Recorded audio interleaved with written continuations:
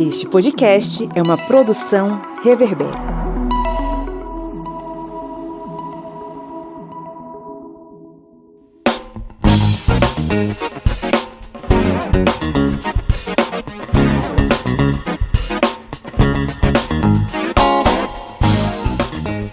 Olá, ouvintes! Sejam bem-vindos e bem-vindas novamente ao podcast do Historiante, o seu podcast sobre as ciências humanas que caminha com você sobre vários assuntos, seja lá o que estiver acontecendo no Brasil e no mundo, a gente tá aí com um olhar atento para essas coisas que estão rolando. Hoje é dia de mais um Geopolítica na Latinoamérica, acho que o primeiro desse ano de 2022. Eu sou o Pablo Magalhães, estou aqui acompanhado do seu Kleber Roberto. E aí, pessoal, beleza?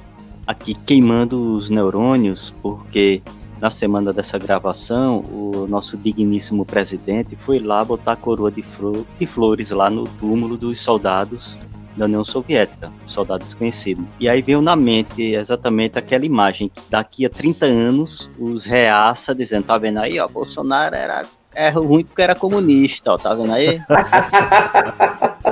Pois é, fundindo a cabeça de todos os seus apoiadores, né? E agora, apoiar Bolsonaro é apoiar o comunismo? Fica aí o pensamento, né? E com a gente, você já ouviu a risada dela, ela está de volta, a senhora Catiane Bispo. Eu adorei, Kleber, a referência. Oi, gente, tudo bem com vocês? É um prazer estar aqui de volta.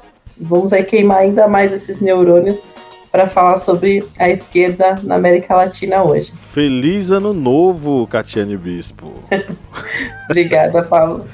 A primeira gravação da Catiane esse ano, né? Praticamente um feliz carnaval, né?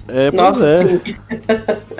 Feliz, será que vai ter carnaval? Quem sabe, né? Com essa onda aí da Omicron, aí, enfim. Estamos hoje aqui reunidos mais uma vez para falar sobre mais um conteúdo bacana, interessante e urgente para a Latinoamérica, né? Hoje é dia de geopolítica na Latinoamérica. Vamos falar hoje sobre o Gabriel Boric e essa nova esquerda ou nova onda da esquerda que chegou mais uma vez. A eleição dele foi surpreendente e surpreendeu não apenas a nós que acompanhamos a política chilena, mas a todas as pessoas que não acompanham a política chilena, porque a vitória dele representa uma chegada ao poder de um grupo que é popular e que esteve nas ruas em busca de melhores condições num Chile extremamente marcado pelo neoliberalismo ainda dos tempos empoeirados daquele fascínora do Pinochet. O que é que a gente pode compreender disso tudo? Será que tem uma nova esquerda? Será que tem uma nova onda da esquerda? Vamos para o nosso episódio e você vai entender um pouquinho mais. Agora é o momento do nosso editorial.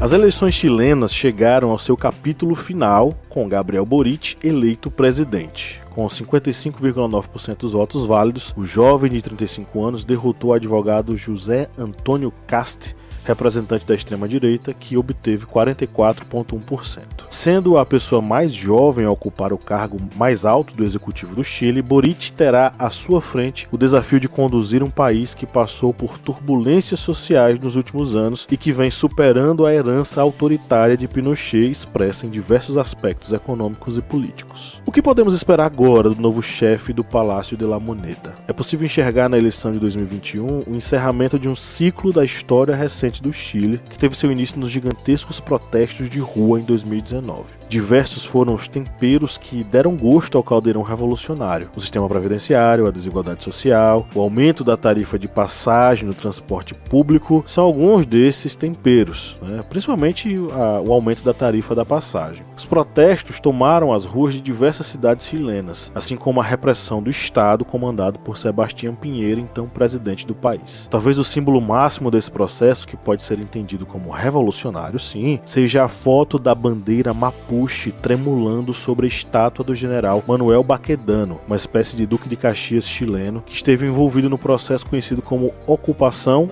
ou usurpação do Uaumapu, que é o território mapuche ali da região. O conflito foi uma verdadeira execução dos povos indígenas locais durante 7 anos. Criada ainda nos anos 90, após a queda de Pinochet, a bandeira mapuche passaria a representar os povos mapuches organizados no Conselho de Todas as Terras. Quando essa bandeira tremulou sobre o monumento dedicado a um conhecido genocida chileno, uma importante simbologia marcou a tomada política do país pelo povo. Gabriel Boric é, sem dúvida, uma surpresa para o cenário político do país. Oriundo do movimento estudantil, suas bases eleitorais sempre estiveram nas classes trabalhadoras e estudantis chilenas. Seu embate com Cast, o representante da extrema-direita, evidenciou que possivelmente o novo presidente precisará da interlocução em um país dividido. Sob o lema de que a esperança venceu o medo, Boric prometeu diálogo com os diferentes setores, buscando crescimento com distribuição justa, maior espaço para as mulheres e o feminismo, maior cuidado com o meio ambiente e combatendo a impunidade e a corrupção. Mas aí o que me vem na cabeça é o seguinte: o que esperar do Boric? Será que nós estamos diante de uma nova ascensão da esquerda na Latinoamérica? Essa pergunta eu deixo com vocês, meus amigos.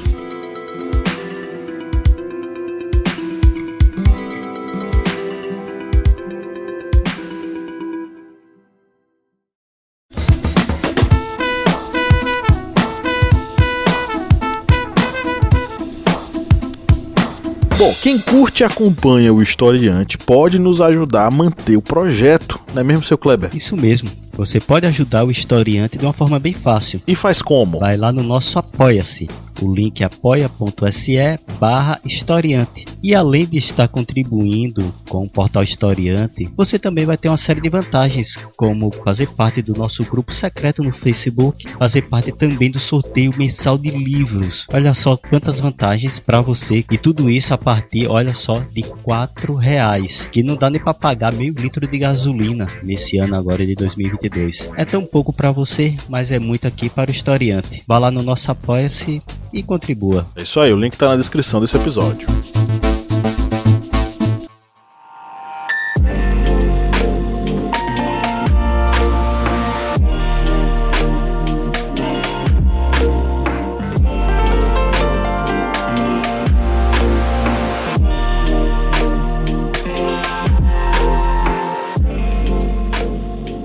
A vitória do Gabriel significa pra gente, né, significou, desponta uma nova esquerda. Eu acredito que eu enxergo como se ele significasse, a vitória dele significasse, principalmente depois dos protestos que aconteceram em 2019 e 2020, uma resposta da população chilena, que é conhecida, né? Eu acho legal que o povo chileno, né, de modo geral, ele é um povo amedrontado, né? Não é um povo convencido, né, como nos vendem. Porque pensa que o Pinochet, a ditadura, né, da Chile foi uma das piores, né, da América Latina, se é que a gente pode dizer que existe ditadura branda. E o Chile só se viu livre de Pinochet em 1990. Então a gente encara como se fosse um processo muito recente. Inclusive com o neoliberalismo, né, o liberalismo clássico. E a resposta nas urnas, né, num país onde não é obrigatório o voto, onde as pessoas, o segundo turno foi, inclusive, para o próprio Gabriel, uma resposta inesperada, né, é uma resposta muito interessante, é um movimento muito interessante, que precisa ser observado como uma voz nova que desponta na política chilena e da América Latina, de modo geral, que precisa ser ouvido, né. O Gabriel, ele trouxe questões que não é abordado nem pela própria esquerda tradicional, vamos chamar assim. Inclusive no Brasil, há temas que, por exemplo, o Gabriel trouxe que a gente não ouve falar no Brasil, né?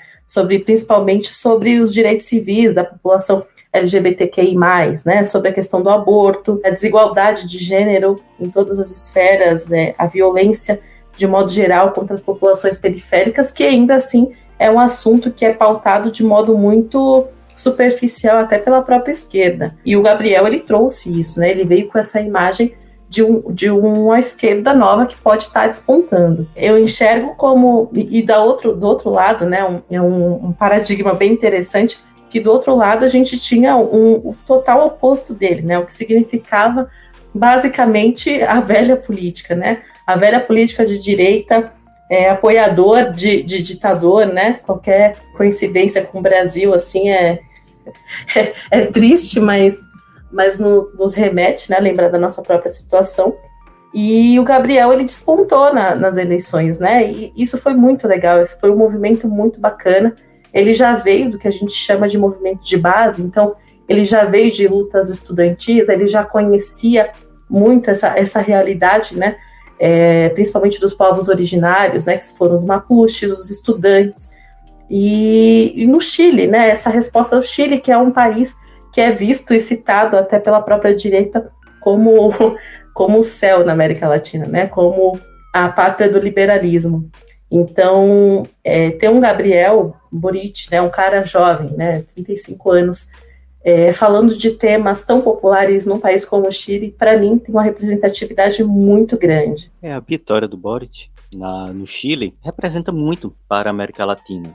Como bem lembrado por Catiane, isso vai representar muito para a América Latina, porque o Chile era uma representação desse neoliberalismo aqui. Bem lembrado no início que a ditadura de Pinochet ela durou até o início da década de 1990, ou seja, foi uma ditadura muito longa, muito brutal, e deixou muitas sequelas dentro da implantação desse neoliberalismo na economia. E a vitória de Boric agora tem essa simbologia muito grande, porque é como se dissesse que a população não aceita mais o que está ocorrendo. A gente lembra no período das manifestações que se falou bastante a respeito, por exemplo, da Previdência chilena. Uma Previdência em que os idosos se aposentavam e o salário simplesmente parava de receber aquela aposentadoria, porque era uma Previdência que eles tinham que contribuir, e o valor que contribuíam era o valor que eles iam receber posteriormente, ou seja, se a pessoa vivesse muito tempo, iria chegar um momento em que não iria receber mais nada. Isso é algo muito cruel com a população chilena. Tanto que a taxa de suicídios de pessoas com uma idade mais avançada no Chile é uma taxa bem alta, e vem dessa consequência. E as manifestações que ocorreram no Chile foram também reflexos disso. E a vitória de Boric lá vai representar tanto esse nova, digamos, guinada à esquerda no Chile, como também na própria América Latina, porque é algo que nós estamos vendo e algo que vocês podem até ouvir nos outros podcasts que gravamos já sobre a geopolítica na América Latina, que estamos vendo uma guinada para a esquerda, não somente no Chile, mas em vários outros países aqui da nossa belíssima Latinoamérica. Era uma coisa, inclusive, que eu ia comentar, você antecipou, e aí eu gostaria de entrar nesse ponto, mas não sem antes comentar o seguinte: o Boric, ele chega com a ideia de trazer, como vocês já comentaram, né, os estudantes, os povos trabalhadores, os povos originários Mapuche, toda a população que até então vinha sendo explorada e massacrada pelo sistema neoliberal. Então ele traz todas essas pautas, todas essas questões dentro de um momento em que ele vai ter uma constituição que está sendo feita, né, está sendo refeita, deixando para trás a tradição pinochetista e trazendo uma constituição que seja voltada para o povo. Então ele vai chegar numa constituição nova, ele não tem maioria no parlamento, né, coisa que ele vai ter que fazer com uma espécie de coalizão, e é por isso que ele não descartou, por exemplo, coalizões com o centro e a centro-esquerda, principalmente ali o grupo político da Bachelet, da Michelle Bachelet, que é uma política de centro-esquerda, mas que durante anos, né, durante décadas, governou o Chile com uma coalizão ali entre a direita e a esquerda e tal, enfim. Ele não descarta isso para conseguir governabilidade, para aprovar os projetos dele. Mas eu vejo uma postura muito interessante do Gabriel, por exemplo, na montagem do ministério dele, né? O ministério do Boric é composto, na maioria, por mulheres, incluindo a neta do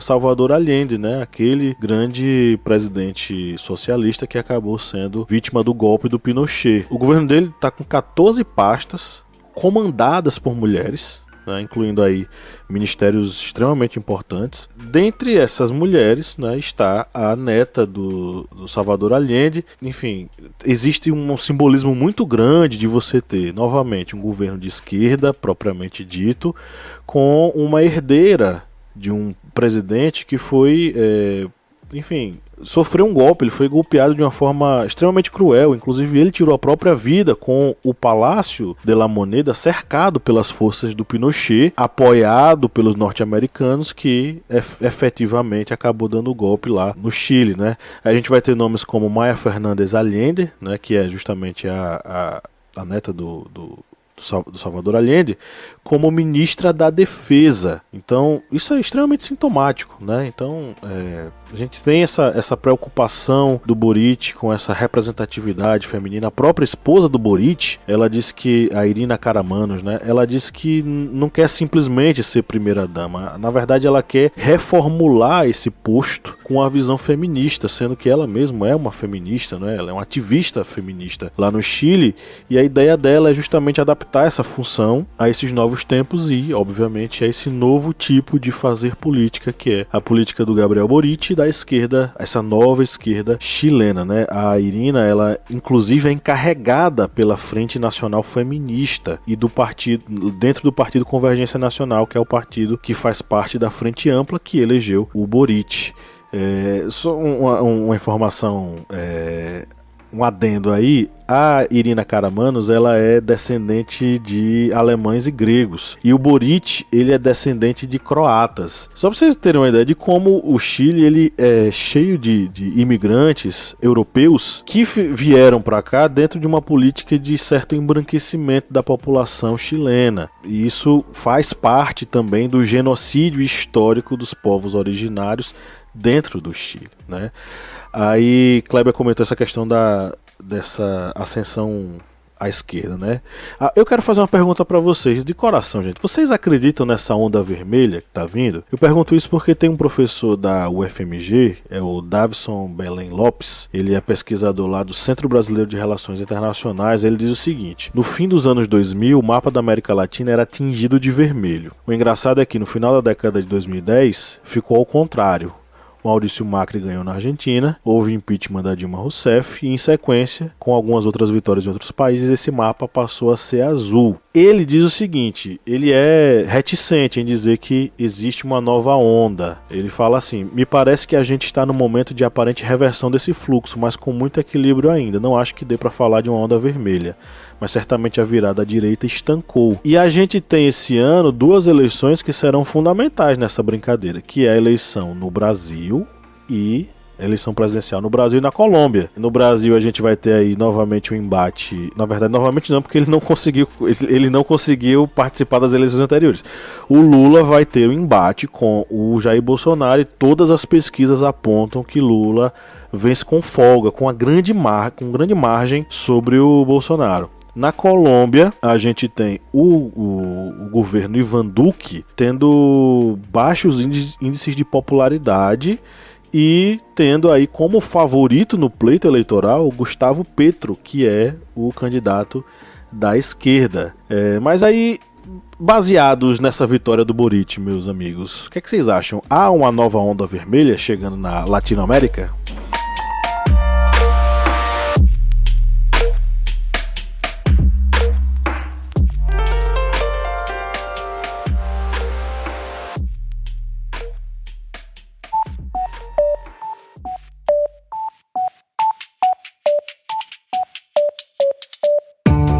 Me diga uma coisa, Lídia Verônica, qual é o melhor lugar para ouvir podcasts? O melhor lugar para ouvir podcast, pra mim, é na cama. Mas pra todo mundo, é o Orelo. Com certeza. Além de tudo, o Orelo nos remunera. Cada clique seu ajuda o nosso projeto a crescer. Então quer dizer que só de a pessoa ouvir, dar o play lá nos episódios, isso já nos ajuda? Nem precisa a pessoa pagar? Exatamente. Se você não pode ou não tem interesse em ser um apoiador, mas acha o nosso projeto legal, vai lá no Orelo e dá essa força pra gente.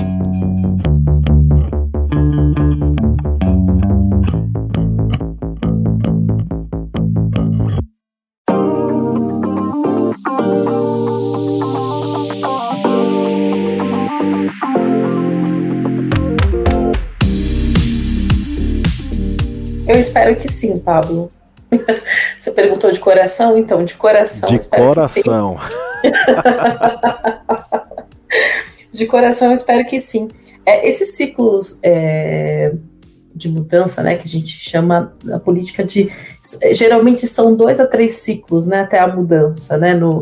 Então a gente tende a ter dois governos de esquerda, depois a gente já dá uma guinadinha para a direita e assim vai sucessivamente, principalmente na América Latina, né, quando não tem um golpe envolvido, como foi o caso do Brasil, né? A gente estava indo para o terceiro pleito de um governo de esquerda e aí teve um golpe já de quem está há muito tempo no poder, né? Se beneficia com o Estado, né? O que a gente chama na ciência política de manobra de poder, né? Mas eu espero que seja. Eu acho que o Chile, assim como o Brasil e a Argentina, o Chile tem uma representatividade muito grande, tem uma influência política muito grande na região. E o Boric, eu acho que ele vai significar e significa para a gente uma guinada muito importante e interessante para olharmos para além de números, de inflação, né? A gente está saindo de um período de pandemia, onde as populações estão cada vez mais empobrecidas, né? Onde a concentração de renda está muito grande. Então, eu espero que o Brasil siga na mesma linha. E a Colômbia é uma população que tem muito essa sede de representatividade, né? Ter essa guinada à direita que a gente deu nos últimos anos foi muito reflexo de alguns erros que a própria esquerda cometeu durante os pleitos, justamente por deixar de ver o que hoje a gente viu nas ruas, né? Que o Chile viu nas ruas em 2019, 2020, que era um movimento de base, que é escutar a população mais pobre, né? A voz das ruas. E eu acho que a esquerda traz muito isso, de trazer ouvir essas vozes e dar a eles a mínima, né, o mínimo de direito. Trazido pelo Kleber aqui a questão previdenciária, né, que é uma questão muito forte no Chile, e outra coisa que também se tornou ganhou muito espaço nas manifestações chilenas também, de 2019 e 2020, além da truculência, né, com que os povos originários, os Mapuches, têm sido atacados, né, desde 2010, com sucessivos governos de direita no Chile. Também tem a questão da educação no Chile, né? O Estado mínimo chileno levou ao Chile a um resultado de uma esquerda, né? De mais garantia, de um Estado mais participativo. E a gente hoje, na América Latina, a gente tem essas grandes famílias, né? Esses grandes conglomerados de empresas que concentram renda e a população totalmente empobrecida.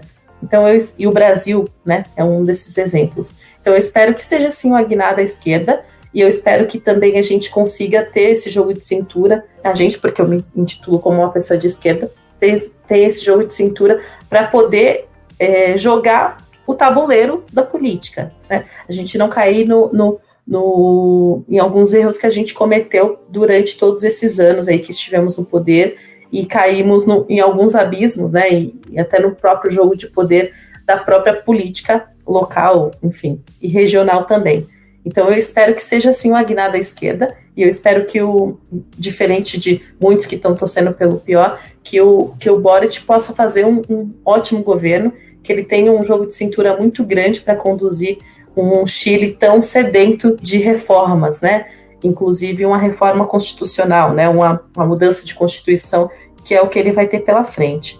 Então eu espero que ele seja só o que está puxando mesmo o carrinho da esquerda aqui na América Latina. Acredito também, espero mesmo, que ocorra essa guinada para a esquerda, essa maré vermelha, ela venha a ocorrer na América Latina. Porque a América Latina, até comentamos em podcasts anteriores, aqui é uma região em que ainda não dá para tentar implantar esse sistema voraz neoliberal em que a galera aí liberal acredita que dá para implantar. A América Latina ainda tem muitos problemas sociais e econômicos que precisam ser resolvidos. E ainda tem um detalhe, né? Porque enquanto os Estados Unidos, por exemplo, pregam tem que tudo ser liberal, tem que ter abertura econômica, lá é um dos países que mais tem restrições econômicas. Uma hora ou outra você vê, não pode importar tal produto para aqui, não pode importar esse outro produto para aqui. Ou seja, eles são uma das economias que tem maior, digamos, conservadorismo na economia,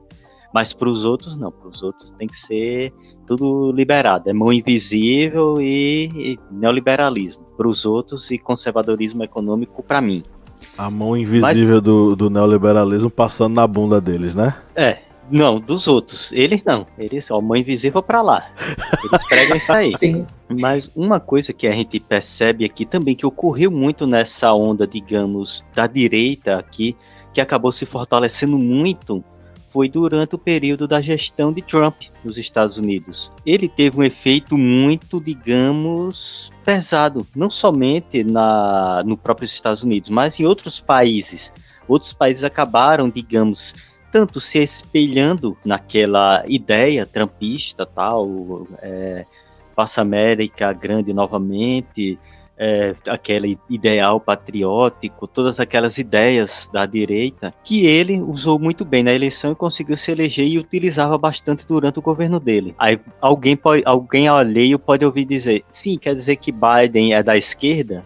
Não, nunca. Nunca imagina assim um presidente norte-americano da esquerda. Só se ele for canhoto. De outra forma, não vai ter outra esquerda na presidência dos Estados Unidos se não for um presidente canhoto. Mas Trump era aquela pessoa que levava aquele radicalismo da extrema-direita para outros lugares. E a gente vê esse efeito em vários países. Um exemplo é aqui no Brasil, que Bolsonaro no caso, um político que se espelhou nessa, e tanto na imagem de Trump, como também utilizou as mesmas ferramentas que Trump utilizou na eleição dos Estados Unidos. Fake news, disparos em massa, as ameaças estrangeiras que poderiam destruir a democracia, a família tradicional. Todos aqueles mesmos discursos que eram utilizados lá acabaram sendo utilizados aqui. E também o próprio reflexo do governo dele acabava, digamos, sendo aqueles tentáculos que acabavam manipulando e afetando as eleições em vários lugares. Trump está fora, né? E, digamos, esse braço tão poderoso acabou virando a mão invisível que sumiu, não existe mais. É tanto que nós vemos uma volta novamente das políticas. Uma mão invisível que some, ela vira o quê? Uma mão invisível que some, ela vira o quê? Ela vira uma alma empenada. É algo mais ou menos isso. Tá certo. Mas aí a América Latina, ela volta a ter aquelas políticos voltados para esse âmbito mais, não é populista, mas voltado para as necessidades da população, que são necessidades que os governos ligados a ideais neoliberais nunca vão atender, porque dentro do neoliberalismo existe aquele ideal da meritocracia, e a meritocracia só vai atender as pessoas que têm um status social, uma condição financeira bem elevada. Fora isso, não. Então eu vejo que aqui na América Latina vai ocorrer, e espero que ocorra, essa guinada para a esquerda. E aí eu fico pensando, você falou do Trump e tal, enfim. A direita, ela eu não vou dizer bem a direita especificamente, mas parte da direita ultraconservadora, negacionista, ela tem um discurso que acho que transcende as barreiras territoriais, né? Porque a Catiane veio com um presente pra gente, ela trouxe uma pérola, que é um podcast do Agustin, da Rádio Nueva Vida, 97.7 FM, lá da Argentina, que trouxe o Agustin Larre para comentar quem é Gabriel Boric e por que ganhou, né? Uma pérola que a Catiane trouxe para deixar a nossa tarde mais engraçada. Mais engraçada. Mas eu tô falando isso porque existe um modus operandi muito parecido, uma narrativa muito parecida entre as direitas latino-americanas. Antes de eu entrar nesse assunto, inclusive lembrei de uma coisa aqui. A gente tá falando sobre essa ascensão da esquerda, né, dessa nova esquerda. E eu lembro que o Gabriel Boric, algumas pessoas o acusaram de mas não tem como ser nova esquerda, se apoia Nicolás Maduro e tal. E eu lembro que o Gabriel Boric, ele vai se posicionar contra Nicolás Maduro, né? Porque inclusive tem tweet dele, a gente colocou aqui no nosso roteiro, tem um tweet do Gabriel Boric criticando o Maduro, Nicolás Maduro da Venezuela, né? Falando que, inclusive, o associando até ao Sebastião Pinheira lá no Chile, né, como se eles fossem farinha do mesmo saco e tal. Gabriel Boric se opõe então ao Nicolás Maduro e de certo modo ao bolivarianismo, que ele vai tentando se dissociar. Eu continuo dizendo uma coisa que eu disse em podcasts anteriores aqui, que o caso Venezuela não se resume a uma ditadura de Nicolás Maduro. O caso Venezuela é muito mais profundo e ele envolve tanto como é que eu posso dizer? Tanto uma cabeça dura dos bolivarianos quanto uma intransigência da direita opositora. Eu acho que lá é um claro exemplo de como numa democracia, se não existe diálogo entre partes, não existe democracia, sabe? Então é uma questão muito mais profunda. Mas eu entendo quando Gabriel Boric se posiciona como se ele não tivesse associação com o bolivarianismo ou como crítico do bolivarianismo. Porque eu acho que ele quer dar uma nova cara a essa esquerda chilena e a essa esquerda latino-americana. Inclusive o Gabriel Boric ele não nega a esquerda clássica, inclusive ele quer que o Lula vá para a posse dele lá, né, que é em março que vai acontecer, só que parece que o Lula não vai aceitar porque não seria de bom tom que ele fosse para alguma posse presidencial, porque ele não é o presidente do país e tal, enfim. Mas o Gabriel Boric ele já demonstra que ele quer ter um canal de conexão com Lula e possivelmente, né, ele sendo presidente do Brasil, manter essa conexão. Eu acredito que esse estilo de fazer política do Gabriel Boric é interessante e eu entendo esse distanciamento que ele quer dar com o bolivarianismo. Coisa que está presente nesse podcast, né, Catiane, que você compartilhou com a gente, porque o cara diz que ele é apoiador ferrenho do Nicolás Maduro e tal. Representação do mal, né? Ele está torcendo muito que os chilenos paguem pela decisão de colocar um comunista, segundo ele, no poder. Bom, eu vou parafrasear aqui de The Rock, diz que há homens cujo ódio nos glorifica, né? Então, tem alguns tipos de narrativas e pessoas que torcem contra o Gabriel, né, o Boric, de modo geral, talvez seja a representação positiva de que ele está fazendo alguma coisa que está incomodando esse pessoal. A direita ela sempre usa de subterfúgio desse jeito, né? Assim, é sempre a personificação do mal, a ameaça aos valores da família, sempre usam exemplos mal sucedidos de alguma coisa, né? Por exemplo, a Venezuela, que de fato, como já o Pablo trouxe, é visto de um modo muito raso, né? Esse maniqueísmo que a gente usa na política, de modo geral, é algo muito negativo. Por quê? Porque não existe só o bem e mal, né? Como se personificam muitos dos discursos. Existe sim um grande abismo e sim, a minha tendência política, eu tenho um posicionamento político de esquerda, porque a América Latina é resultado de um processo de colonização ferrenha, né? Dura, violenta, sangrenta. E a gente não pode, como trouxe o Kleber também como referência, falar de neoliberalismo, né, ou liberalismo clássico, num país, né, em países onde há populações que estão em extrema pobreza.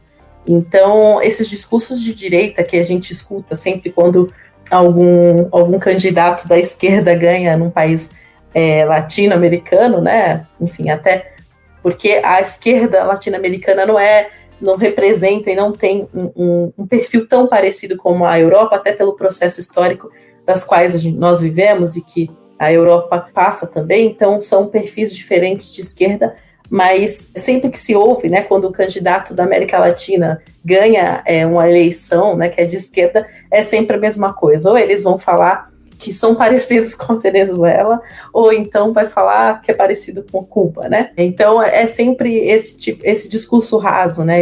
Essa análise simplista e totalmente mal intencionada. Eu diria até mais do que mal intencionado, um pouco de mau caratismo envolvido, justamente para confundir muitas pessoas, né, os ouvintes, ao alcance do público sobre a informação que está sendo dada. As palavras, né, do jornalista, né, do comentarista, foram que as pessoas, sempre que votam em candidatos da esquerda, são ignorantes, são ingênuas, né, que acreditam num discurso inflamado.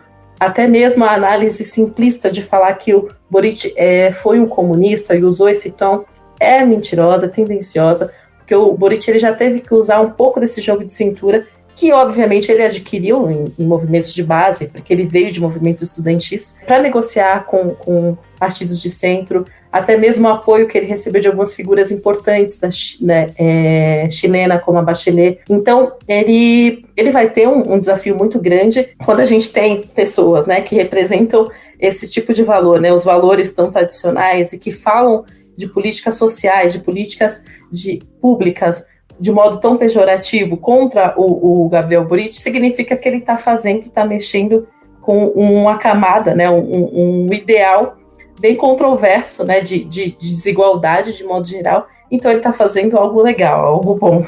Então eu acho que eu espero, né, que ele faça um bom governo, que ele tenha esse jogo de cintura e que a gente volte a ouvir depois esse comentarista, que obviamente isso não vai acontecer, que precisaria ter boa fé para isso, falar ao contrário, que foi um dos melhores governos que o Chile já teve nos últimos anos. Desse podcast que Catiane postou, que é um negócio bem, digamos, bizarro mesmo, bizarro pra gente, né? Quem é progressista, quem estuda, não precisa ser um especialista em ciência política, a pessoa que estuda política de noticiários sérios, vê que o cara tá falando altas insanidades, o cara assim tá tirando ali do marxismo cultural para o globalismo e o comunismo dominando tudo, e de repente o comunismo é fraco, o comunismo é forte, mas coisas que a gente já está acostumado aqui no Brasil, né? A gente vê canais no YouTube, a gente vê podcasts, emissoras de rádio, que agora tem emissora de TV, muita gente pregando ideias assim que vai nesse sentido. E é algo que é até apoiado, né, pelos algoritmos das plataformas de redes sociais, de streaming. Eles acabam tendo algoritmos que incentivam a profusão dessas histórias, dessas lendas. Mas acredito que tanto vai ter o governo de Boric no Chile, como outros governos de esquerda na América Latina, eles apoiando, tendo ao seu lado o povo, tendo políticas que venham a auxiliar as necessidades da população, que, como bem dito por Catiane, temos locais na América Latina e em vários países, Brasil é um exemplo disso, que pessoas que vivem na extrema pobreza, e eles precisam ser assistidos pelo Estado. Não venham com a ideia de meritocracia para pessoas que catam do lixo algo para comer. Isso aí não existe meritocracia nisso, não existe romantização disso. Isso é desespero. E essas pessoas que estão nesse desespero, eles têm que ser assistidas pelo Estado. O Estado, ele serve para atender as necessidades do seu povo. Se a necessidade do povo é comida, é trabalho, é educação, eles devem ter isso. É algo lógico, mas é algo que parece que é muito difícil entrar na cabeça de alguns reaças que acham que a necessidade do povo é ter arma, reprimir minorias, achar engraçado um negro apanhar. A gente vive no Brasil isso. E na América Latina, infelizmente, vai ocorrer coisas nesse sentido, enquanto houver essa, digamos, visão tão radical da direita com relação a isso.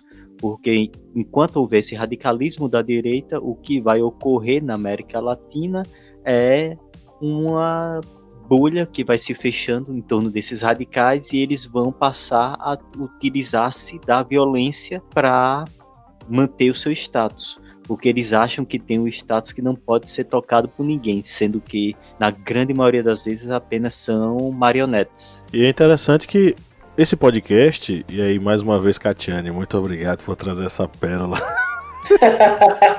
pra gente ficar rindo. Mas esse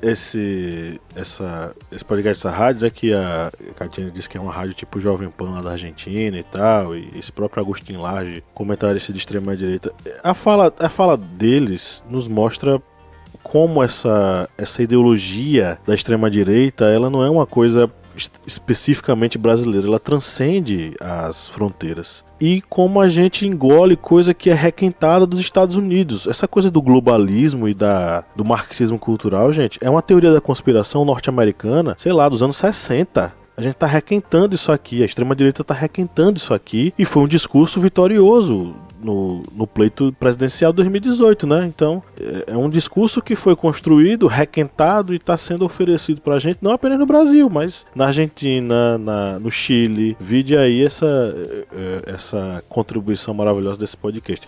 O podcast da Nueva Vida, inclusive caro ouvinte que está nos ouvindo agora, ouça pra você ver. É um podcast da Nueva Vida FM.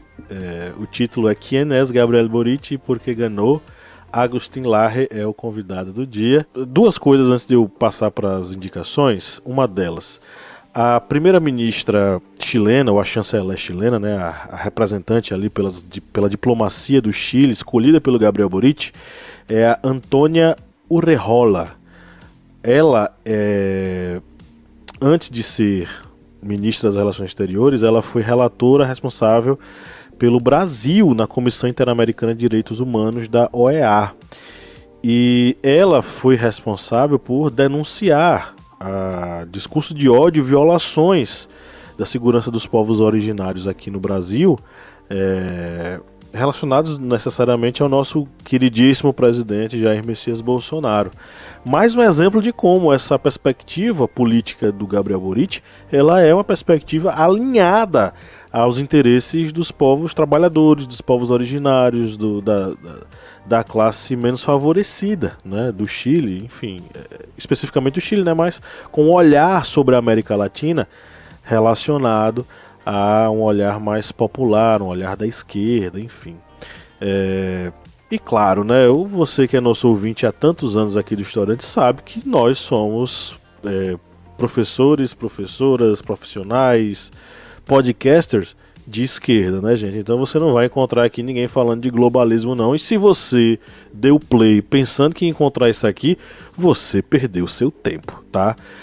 Uma última coisa, eu comecei a ler um livro que eu vou até sugerir lá nas indicações, que é o livro Chile em Chamas, a Revolta Antineoliberal. Kleber falou o negócio aí dos caras que o que é que o Bolsonaro quer? O pessoal armado e tal. Esse livro traz alguns relatos sobre o que aconteceu nos movimentos de rua e da repressão policial que o governo do Chile fez, né, com os manifestantes. E tem alguns relatos que são extremamente tristes, velho, porque pessoas, né, diante daquele caos que se instalou no Chile, as pessoas indo às ruas, a repressão policial e tal, parte de pessoas conservadoras, apoiadoras do presidente Piñera, foram às ruas armadas, cara. E aí o resultado não foi bom não, sabe? Pessoas foram assassinadas por esse pessoal, inclusive sem querer, né? Foram assassinadas por esse pessoal. E mulheres, crianças, um pai de família de 20 e poucos anos foi assassinado por um outro cara que estava armado e resolveu reagir. E tem caso também de um... Cadê? Deixa eu só encontrar aqui. Kevin Gomes Morgado. É a história desse cara aqui mesmo. Kevin Gomes Morgado, músico de 23 anos, pai de uma menina de 2 anos, foi fuzilado pelas costas por um militar no domingo em frente à loja La Polar em Coquimbo, 5 horas ao norte de Santiago. O militar de 32 anos que puxou o gatilho alegou que havia 72 horas sem dormir desde o início do estado de emergência e que se assustou e disparou com sua escopeta pensando ver um coquetel molotov na roupa de Kevin que Kevin segurava em suas mãos levantadas. Olha só que loucura, velho. Não é a população armada que tanto a gente... que a direita defende, a população armada é para isso, né? Para se defender. É isso que eles dizem, né? Justamente. Então, assim, foi um caos terrível e o povo armado foi pra rua e começou a se matar. Então, pra você ver como essa coisa de tem que andar armado e tal, isso aqui é uma falácia. Você armado, você vai ser tão inoperante quanto o seu próprio presidente, que um dia desse foi fazer uma demonstração de tiro e ele não sabia nem engatilhar o diabo de um revólver, minha gente. O cara não sabia engatilhar um revólver. Aí quer que o povo siga armado. Se ele, capitão lá do exército, não sabe engatilhar o diabo de um revólver, imagine tu, seu Zé da bodega, que acha que vai estar seguro, vai ter a sua bodega segura, se você tiver uma escopeta na sua mão. Pelo amor de Deus, né, cara? Pelo amor de Deus, bote a mão na consciência pra você entender que você não é o Rambo, né? Esse mesmo mito que foi assaltado, né? Algumas Sim. décadas atrás foi assaltado. Perdeu a arma, perdeu a moto e, como bem dito, é um militar. Tem treinamento pra isso. Mas o ladrão chegou e tomou. Tomou a arma e tomou a moto. Justamente. Aqui, ó, encontrei. de autodefesa, né? É essa. Encontrei aqui. Mateus Maggi, um professor polonês, assassinado pelo disparo acidental de seu próprio sogro, um oficial aposentado do exército, que tentava deter o saque a um supermercado no bairro Las Rosas, nas localidades de Maipú. O cara morreu por um tiro acidental do próprio sogro, que disse, não, eu vou ali resolver o problema e tal, e saiu armado e matou o cara. Essa população armada, né? O lobby armamentista é muito forte, né? E é muito poderoso, no sentido econômico mesmo. Então, um Bolsonaro fazer um lobby com a indústria armamentista tem todo sentido. Né? Agora, a população compra essa ideia de que você tem uma arma, você vai se proteger, e acaba acontecendo isso, né? Pode ter sido, de fato, um acidente, né? Como foi o primeiro caso, como um rapaz alega, mas tem muita gente que está despreparada, tem gente que sabe atirar, né? Qualquer discussãozinha que você tem no trânsito, você engata uma arma e você mata a pessoa perde a vida por uma discussão boba no trânsito. Justamente.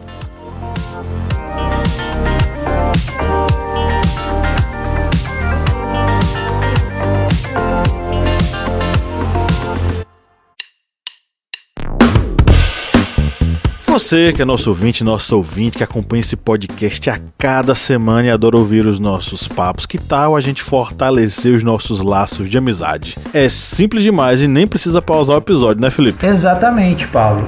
Se você está ouvindo a gente agora, seja no Spotify ou seja na Apple Podcast, pra gente ficar mais íntimo, pra gente falar cada vez mais ao seu ouvidinho, você faz o seguinte agora. Enquanto tá ouvindo a gente, vai lá, avalia a gente no seu aplicativo de áudio. Vai lá no Spotify, dá 5 estrelas pra gente. Vai lá no Apple Podcasts, dá 5 estrelas pra gente. Isso fortalece o nosso relacionamento e você fica cada vez mais perto da gente. Faz isso pra gente, dá essa moral lá agora.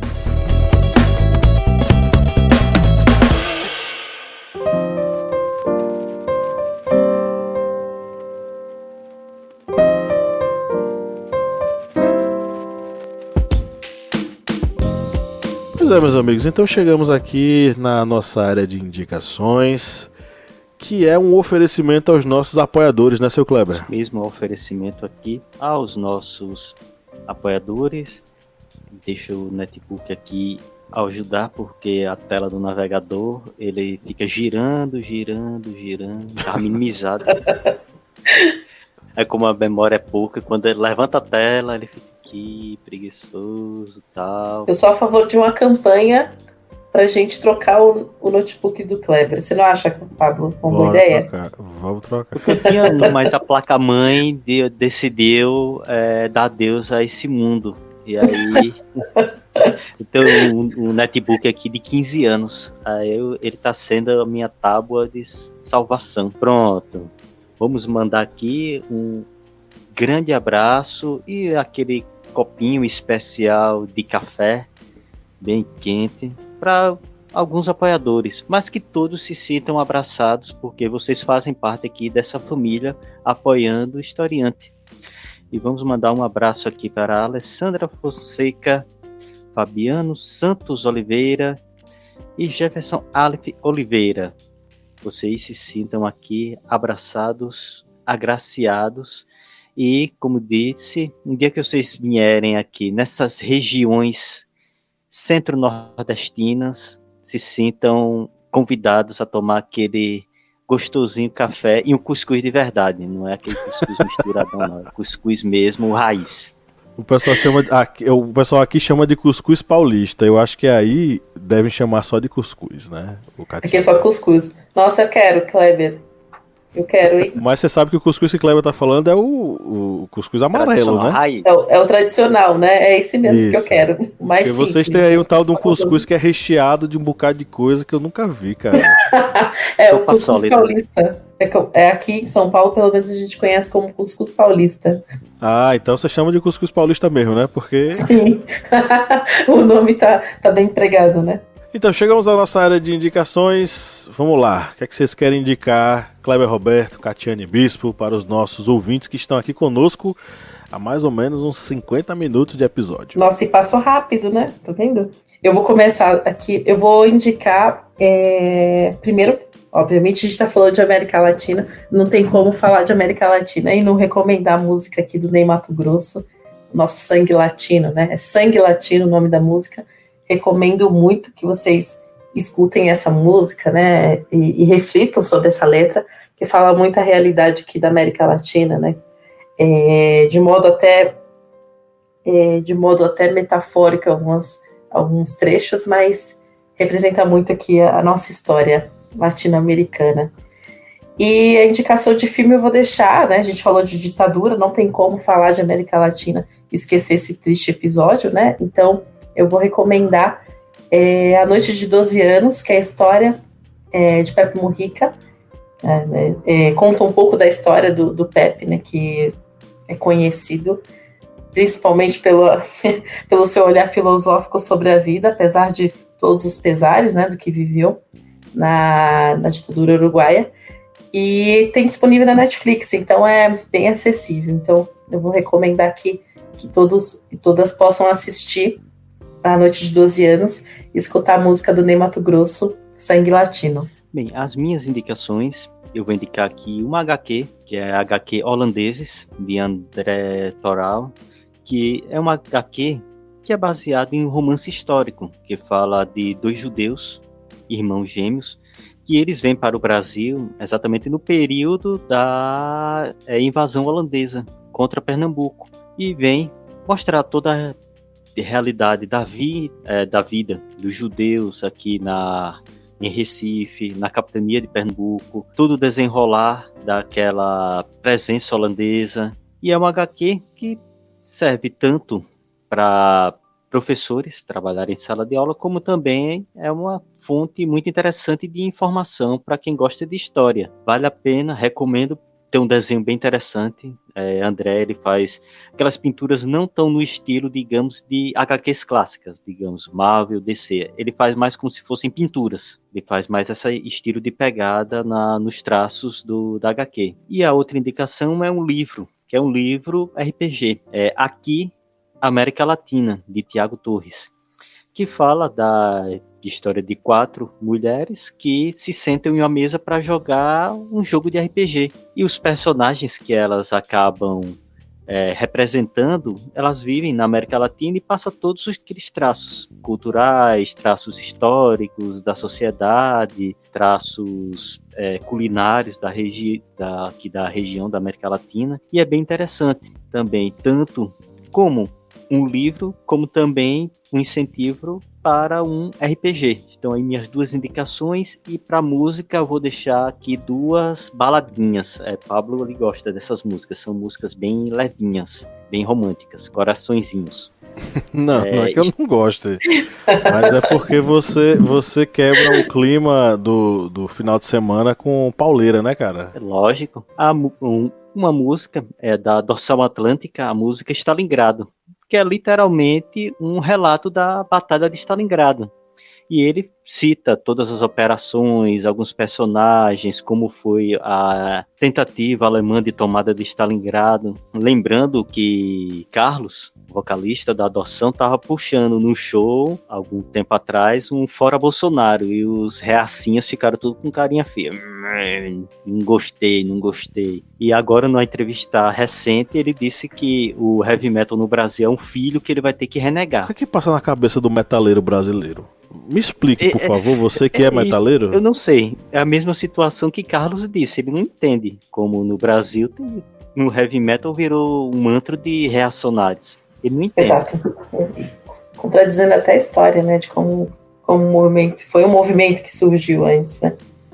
E a outra indicação é outra banda também que vai bem de encontro ao que está aí, que é a banda Surra. E eu vou indicar a música Daqui Pra Pior, que é aquele traço que eles acreditam que ou a gente ergue a cabeça ou os marcos felicianos da vida vão continuar aí na política, que é uma das pessoas que eles citam na música. Então, estão aí minhas indicações. Ok.